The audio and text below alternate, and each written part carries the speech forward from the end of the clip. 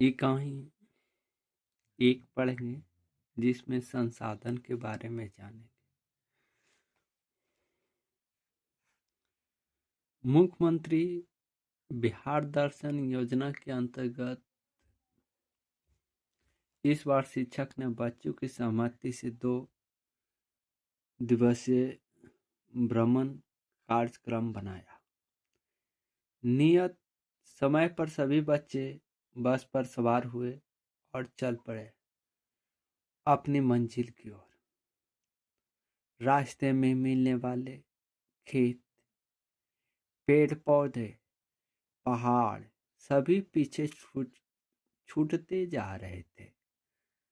रास्ते में बोर्ड पर सलमा की नजर पड़ी और उस पर लिखा था, संसाधन हमारे धरोहर है, इनकी रक्षा करें। सलमा सोचने लगी, संसाधन क्या होता है? उसने बगल में बैठे गोविंद से पूछा, यह संसाधन क्या होता है? गोविंद ने कहा, मानव अपने जीवन में कई प्रकार की वस्तुओं का उपयोग करता है। इन वस्तुओं का उपयोग कर वह अपनी आवश्यकताओं की पूर्ति करता है। मानवीय आवश्यकताएं बदलती रहती है, जिन्हें पूरा करने के लिए मनुष्य हमेशा नए नए संसाधन और तकनीकों की खोज के लिए प्रयत्नशील रहता है। इसके लिए आरंभ में मानव प्रत्यक्ष एवं अप्रत्यक्ष रूप से प्राकृतिक या प्राकृतिक वस्तुओं पर निर्भर करता था। समय के साथ मानवीय आवश्यकताओं में परिवर्तन आता गया। इसके कारण मानव प्राकृतिक वस्तुओं को संशोधित कर उसे अपनी आवश्यकताओं को पूरा करने का अनुकूल बनाने लगा। मानव की आवश्यकताओं को पूरा करने वाले सभी जीव जंतु, वस्तुएं एवं पदार्थ संसाधन कहे जाते हैं। भूमि, जल, वायु, यहाँ से हम प्राप्त करेंगे, जैसे भूमि, जल, वायु, मिट्टी, विद्यालय भवन, पंचायत भवन, खनिज पदार्थ, खेत, तालाब आदि सभी संसाधन हैं। सलमा बीच में बोल पड़ी, तब तो सभी वस्तुएं संसाधन है। गोविंद बोला, हाँ, सभी प्राकृतिक वस्तु जैसे मानव निर्मित वस्तु तथा स्वयं मानव भी संसाधन है। इसे ऐसे भी समझ सकते हो कि जब किसी भवन का निर्माण किया जाता है तो इसके लिए उपयुक्त भूमि, बालू, सीमेंट, ईंट, लकड़ी, खिड़की, दरवाजे, मजदूर आदि की जरूरत पड़ती है। इनमें से कुछ संसाधन प्राकृतिक होता है तो कुछ मानव निर्मित। इनमें मजदूर के रूप में मानवीय श्रम का भी उपयोग किया जाता है। अतएव ये संसाधन है।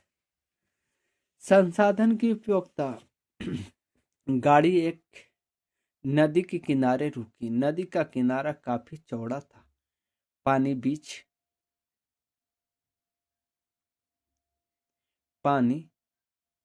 बीच में बह रहा था। दोनों ओर बालू ही बालू थे।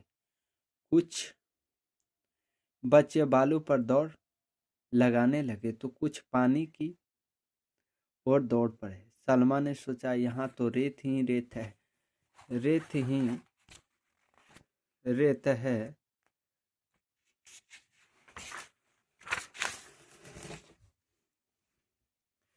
रेत ही रेत है, परंतु शहर में तो गाड़ी से रेत ले जाना पड़ता है, कोई वहां इसे फैलाकर खोलने भी नहीं देता। ऐसा क्यों? सलमा को के दिमाग में संसाधन संबंधी प्रश्न कौंध रहे थे। वह सोच रही थी कि गोविंद के हिसाब से तो संसाधन मानव जीवन के लिए अनिवार्य है, इसके विविध उपयोग है, इसलिए उपयोग के अनुसार इसकी मांग और मूल्य में भी अंतर आ जाता है। जैसे जंगल से काटकर लाई गई लकड़ियों के रूप में परिवर्तित लाकर विभिन्न उपयोगी वस्तु जैसे खटिया, पलंग, कुर्सी, मेज, खिड़की, दरवाजे आदि इत्यादि बनाई जाती है।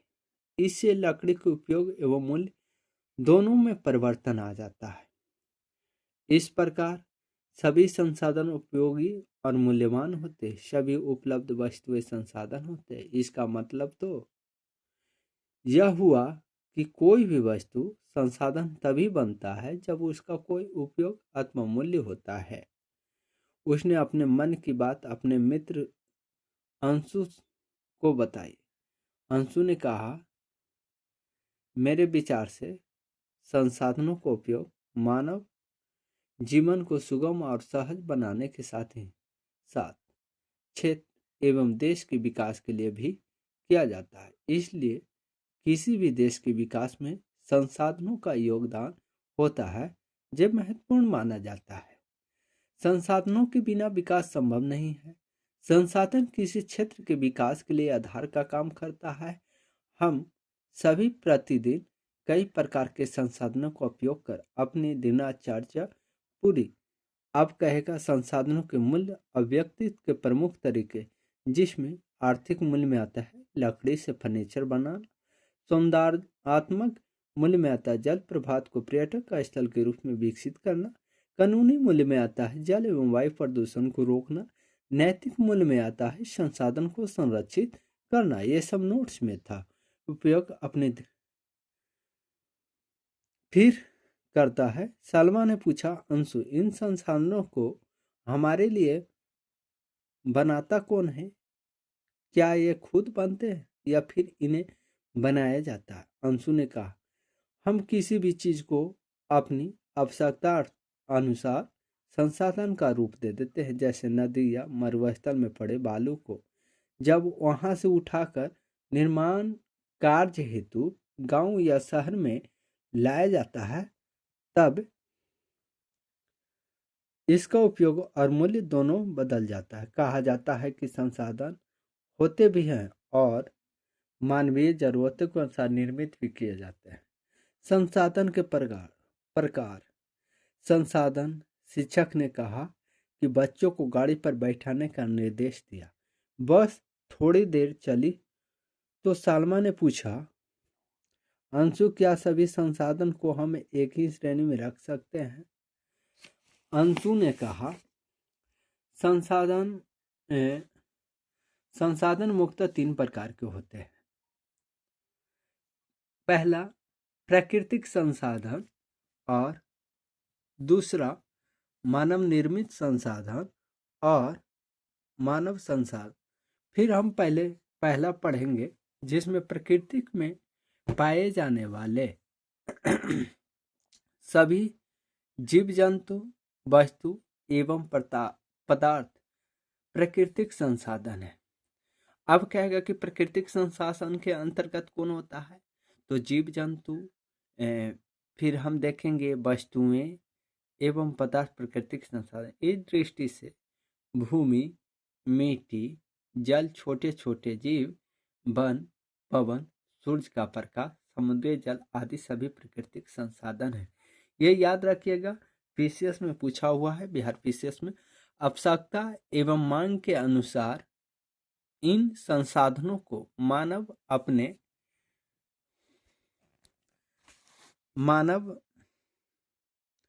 अपने टेक्निक एवं कौशल से उपयोग में लाता है। भूमि के अंतर्गत आता है पर्वत, पठार, मैदान, मरुस्थल, दलदली भूमि सभी शामिल है। मिट्टी के अंतर्गत जलोढ़, लाल, काली एवं अन्य सभी प्रकार की मिट्टियां शामिल। अब हम काली मिट्टी, तो काली मिट्टी में कपास की खेती सर्वाधिक होता है कि नहीं? हाँ जी। जल के अंतर्गत नदी, झील, तालाब, सागर एवं महासागर आदि शामिल हैं।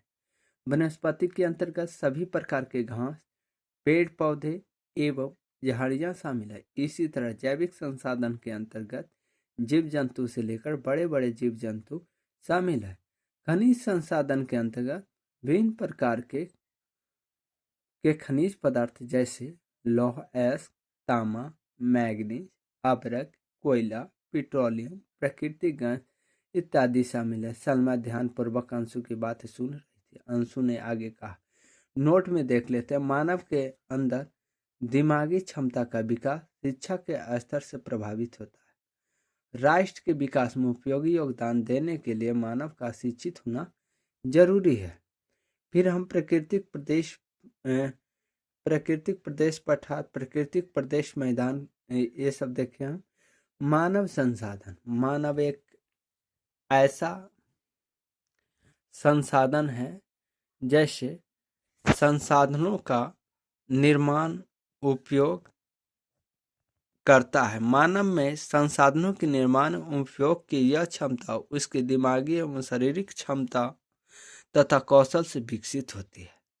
जिस प्रदेश या देश की जनसंख्या में शारीरिक क्रम के बजाय तकनीकी उपकरण का उपयोग करने वाले लोग अधिक होते हैं, वहाँ मानव निर्मित आधुनिक संसाधन का अधिक उपयोग किया जाता है। अकुशल जनसंख्या वाले क्षेत्र इस दृष्टि से पिछड़े माने जाते हैं। अफ्रीका महादेश के कई देशों के पिछड़े होने का यही मुख्य कारण माना जाता है। मानव निर्मित संसाधन, मानव अपने श्रम से कई प्रकार की वस्तुओं का निर्माण प्राकृतिक वस्तुओं को स्वरूप एवं गुण में परिवर्तन लाकर करता है, जैसे मकान, कार्यालय, भवन, पंचायत भवन, विद्यालय भवन, हवाई अड्डा, रेल, सड़क इत्यादि मानव निर्मित संसाधन के रूप में आते हैं। प्राकृतिक संसाधनों का वर्गीकरण। अब बस जंगल के बीच से गुजर रही थी। चारों तरफ फैले हरे भरे वृक्ष एवं झाड़ियां काफी आकर्षक लग रही थी। बच्चों की आग्रह पर शिक्षक ने बस रुकवाई। गोविंद, सलमा एवं अंशु एक साथ नीचे उतरे और घूमने लगे। सलमा बोली, कितना सुंदर दृश्य है, चारों तरफ प्राकृतिक संसाधन है। गोविंद बोला, प्रकृति में कई प्रकार के संसाधन पाए जाते हैं। इन प्राकृतिक संसाधनों को विभिन्न आधार पर कई वर्गों में बांटा जाता है। विकास एवं उपयोग, उत्पत्ति, उपलब्धता, वितरण, स्वामित्व के आधार पर प्राकृतिक संसाधन को तीन भागों में बांटा है। प्राकृतिक संसाधन में क्या क्या आता है? भूमि, मिट्टी और जल। मानव संसाधन में मानव आता है। मानवकृत संसाधन में आता है मकान, कार्यालय, हवाई अड्डा। फिर हम देखेंगे कि प्राकृतिक संसाधन को भी कई भागों में बांटा गया है, जैसे विकास एवं उपयोग की दृष्टि से वास्तविक संसाधन, संभव संसाधन। उत्पत्ति के आधार पर भी दो भागों में बांटा गया, जैव संसाधन, अजैव संसाधन। उपलब्धता के आधार पर भी दो भागों में बांटा गया, नवकरणीय संसाधन, अनवकरणीय संसाधन। वितरण के आधार पर भी दो भागों में बांटा गया संसाधन, सर्वत्र उपलब्धता संसाधन, स्थानिक संसाधन। स्वामित्व के आधार पर भी तीन भागों में इस संसाधन को बांटा गया, जिसमें निजी संसाधन, राष्ट्रीय संसाधन, अंतरराष्ट्रीय संसाधन में बांटा गया। फिर एवं विकास एवं उपयोग के आधार पर हम देखते हैं। सलमा बोली, भैया मैं इसे समझ नहीं पाई। गोविंद ने कहा, विकास उपयोग के आधार पर प्राकृतिक संसाधनों को वास्तविक एवं संभव संसाधनों में बांटा जा सकता है।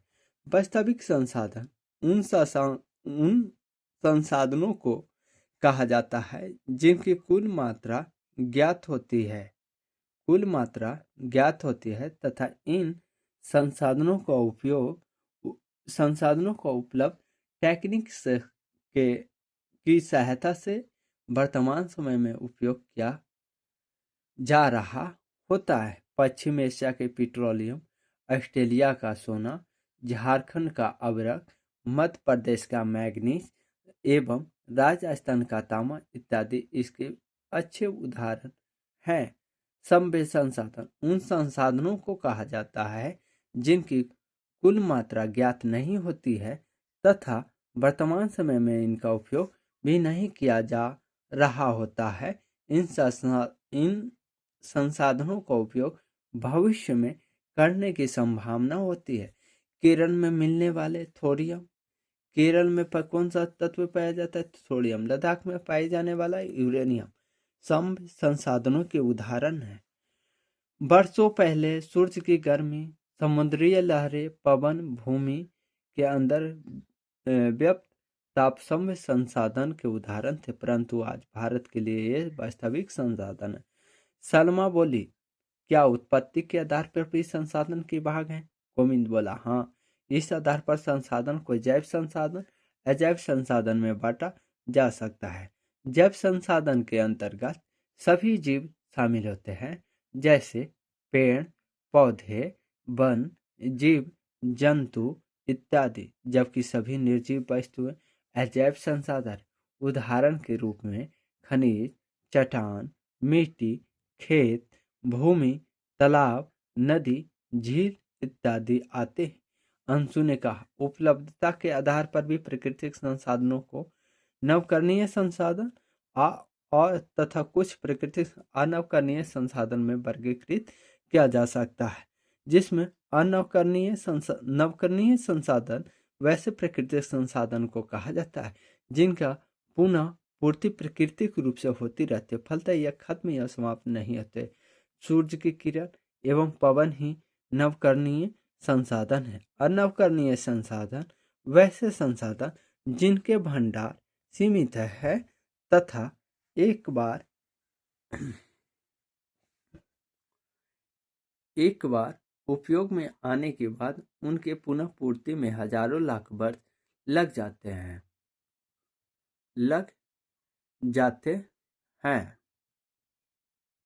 सभी प्रकार की संसाधन खनिजों जैसे लोहा, कोयला, पेट्रोलियम, अवरक आदि अनवकरणीय संसाधन के नोट में देख लेते हैं, तो जल एवं वन वैसे नवकरणीय संसाधन जिनके भंडार या पुनः पूर्ति में मानवीय हस्तक्षेप के कारण रुकावटें आती है। यदि इन संसाधनों के प्रति मानव हस्तक्षेप कम हो जाए तो वे स्वयं ही पुनः पूर्ति में लग जाएंगे। उदाहरण है, सीमा दोनों की बातें ध्यान से सुन रही थी। उसे जंगल घूमने के साथ साथ मिल रही ये जानकारियां काफी रोचक लग रही थी।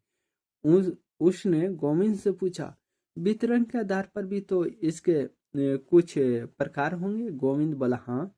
वितरण के दृष्टि प्रकृति में पाए जाने वाले संसाधन जैसे सर्वत्र उपलब्ध एवं स्थानिक प्रकार के होते हैं। प्रकृति द्वारा कुछ ऐसे संसाधन प्रदान किए गए हैं जो सभी जगह पाए जाते हैं, जिनमें मिट्टी एवं पवन प्रमुख है। इन्हें सर्वत्र उपलब्ध या सर्वव्यापक संसाधन कहा जाता है। कुछ ऐसे भी संसाधन हैं जो निश्चित स्थानों पर ही पाए जाते हैं। इन्हें स्थानीय संसाधन कहा जाता है। कोडरमा में पाए जाने वाले अवरक, जादूगोड़ा में मिलने वाला यूरेनियम, छोटा नागपुर क्षेत्र में पाए जाने वाला कोयला इत्यादि इस क्षेत्र से महत्वपूर्ण है।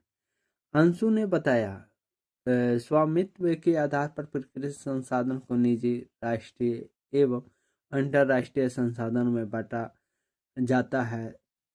जब कोई प्राकृतिक संसाधन जैसे भूमि, तालाब आदि किसी व्यक्ति के स्वामित्व में होता है तो इसे निजी संपत्ति कहा जाता है। किसी राष्ट्र के अंदर पाए जाने वाले सभी प्रकार के संसाधन राष्ट्रीय संसाधन कहलाते हैं। ये आप याद रखिएगा नोट वाला। समुद्र तट से दूर 19.2 किलोमीटर क्षेत्र के अंदर पाए जाने वाले संसाधन को राष्ट्रीय संसाधन कहते हैं। 200 किलोमीटर के क्षेत्र को राष्ट्रीय संपत्ति मानी जाती है। फिर 9.2 किलोमीटर से 200 किलोमीटर तक का क्षेत्र वर्चक आर्थिक क्षेत्र कहलाता है। ये भी याद रखिएगा आप। 200 किलोमीटर से आगे स्थित क्षेत्र खुला महासागरीय क्षेत्र कहलाता है, जिसके अंतर्राष्ट्रीय संसाधन के तहत रखा जाता है। यह उपलब्धता, संसाधन और उपयोग अंतर्राष्ट्रीय संसाधनों की सहमति के बाद ही किया जाता है। प्राकृतिक संसाधनों का वितरण और उपयोग। सालमा को यह जानकारियां नई एवं रोचक लग रही थी। उसके मन में नया प्रश्न उभरा, क्या इन संसाधनों का वितरण सभी जगह समान है? क्या इन संसाधनों का उपयोग हम ठीक से कर पा रहे हैं? इन बातों को उसने अंशु से पूछा। अंशु ने बताया, भूमि, मिट्टी, जल, जीव जंतु, वन, खनिज पदार्थ, सूरज का प्रकाश, फिर नदी, सागर, पवन इत्यादि सभी प्राकृतिक संसाधनों का वितरण इस पृथ्वी पर है, परंतु इस वितरण काफी असमान है, जिसका प्रमुख कारण स्थलों में भिन्नता पाया जाता है। जैसे कहीं पहाड़, कहीं पठार, तो कहीं मैदान का विस्तार पाया जाता है। स्थल रूप के इस भिन्नता के कारण पहाड़ एवं पठारों पर वन का वितरण अधिक मिलता है।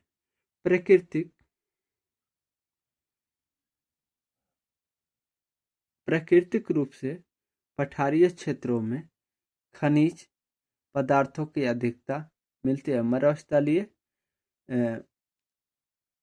मरुस्थलीय बालू में ढेर मिलते हैं, जबकि पर्वतीय एवं पठारीय क्षेत्रों में नदी एवं छोटी छोटी सरिताओं के कारण जल की उपलब्धता बनी रहती है। गोविंद ने कहा, हाँ अंशु, तुम ठीक कह रहे हो। अक्षांशीय विस्तार, समुद्र से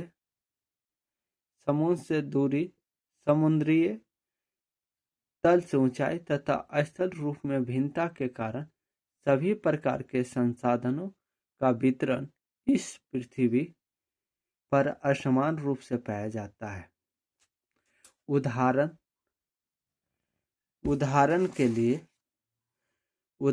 के लिए विषुवत-रेखीय क्षेत्र में सूर्य की सालों भर अधिकता होती है, जबकि उत्तरी एवं दक्षिणी ध्रुवों की ओर जाने पर उनकी उपलब्धता क्रमशः घटती जाती है। सलमा दोनों की बातें सुनने में मग्न थी। तभी अंशु बोला, सलमा, जहाँ तक प्राकृतिक संसाधनों को उपयोग का संबंध है, यह टेक्निक की उपलब्धता और आवश्यकता पर निर्भर करता है। विश्व के ऐसे कई क्षेत्र हैं जो प्राकृतिक संसाधनों में संपन्न हैं, तथा कुछ क्षेत्र इन मामलों में अभावग्रस्त है। अफ्रीका महादेश के कई देश प्राकृतिक संसाधनों के मामले में काफी धनी है, परंतु इसके विपरीत उनके पास इन संसाधनों के उपयोग की टेक्निक उपलब्ध नहीं है, जिससे यहाँ संसाधनों का भरपूर उपयोग नहीं हो पाया है। दूसरी ओर जिन महादेश अथवा देशों के पास प्राकृतिक संसाधनों के उपयोग की टेक्निक उपलब्ध है, वे इन संसाधनों का भरपूर उपयोग कर रहे हैं।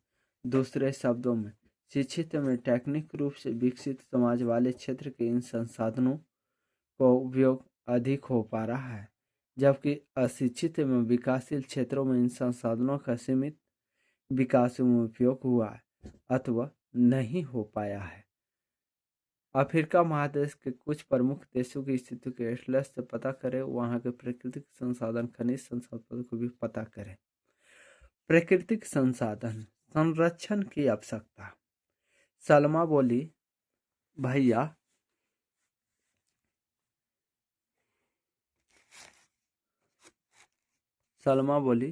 भैया संसाधन तो हमारे लिए उपयोगी है, फिर हमें तो इनके संरक्षण हेतु प्रयास करना चाहिए। करना चाहिए। अंशु बोला, हाँ क्यों नहीं, प्राकृतिक संसाधन के बिना मानव की कल्पना नहीं की जा सकती, परंतु इन संसाधनों को उपयोग की टेक्निक उनकी आवश्यकताओं का होना जरूरी है।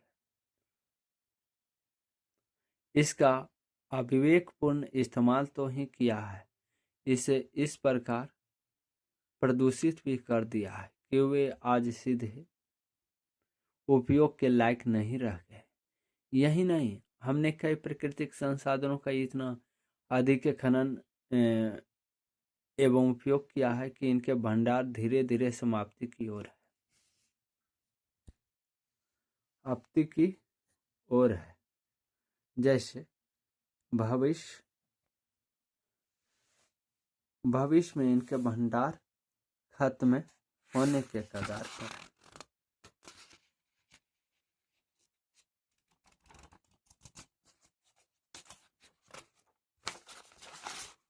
कगार पर है कि पूरी आशंका है मानव के लिए इनका होना भविष्य में भी उतनी ही जरूरी है जितना आज पृथ्वी पर जीवन सतत चलता रहे। इसके लिए यह जरूरी है कि हम इन अमूल्य प्राकृतिक संसाधनों का समुचित उपयोग सुनिश्चित कर इसे भविष्य के लिए संरक्षित करें। सलमा बोली, हाँ भैया, हाँ भैया, हमें इनके उपयोग में सावधानी बरतनी ही होगी, अन्यथा हम स्वयं अपने लिए बड़ा खतरा पैदा कर लेंगे। सलमा इस बात से बहुत खुश थी कि आज उसने कई नए बातों की जानकारी हासिल की। धन्यवाद।